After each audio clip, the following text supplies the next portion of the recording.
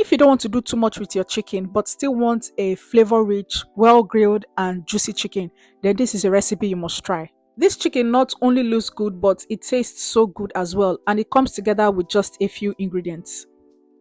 So to make this, you're going to need 1 red bell pepper, 3 green onion stalk and a handful of basil. And for the spices, you will need some smoked paprika, garlic powder, dried parsley, onion powder, salt, dried oregano, dried thyme and seasoning cubes. And you can also use any spices that you prefer. So you're going to go ahead to wash the red pepper, deseed it and cut it into little bits. And then you're going to add everything into a food processor or blender, then add in a little bit of oil. I also added in some chili, but you can use any hot pepper and add that in as much as you like. And now you're going to go ahead to blend everything together. And after blending, this is what it looks like. So now you're going to get your washed chicken and transfer them into a bowl.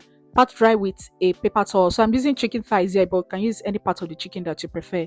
Sprinkle with a little bit of salt and black pepper, then go in with this mix we just made. So you're going to use your hands to massage this mix into the chicken. And if you have the time, you can go ahead to allow this to marinate for as long as you want in the fridge. So I allowed this to marinate in the fridge overnight. So when you're ready to grill this, you can set your oven to 200 degrees Celsius or 400 degrees Fahrenheit. Then go ahead to lay your chicken into a baking dish, or you can use a baking tray lined with parchment paper. So you're going to go ahead to bake this on one side for about 25 minutes.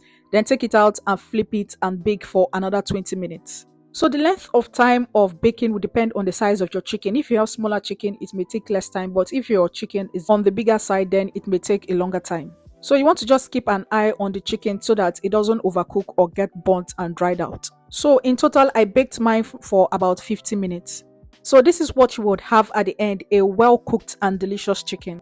So what I like to do at this point is to just use a brush to go over the chicken with some of the stock.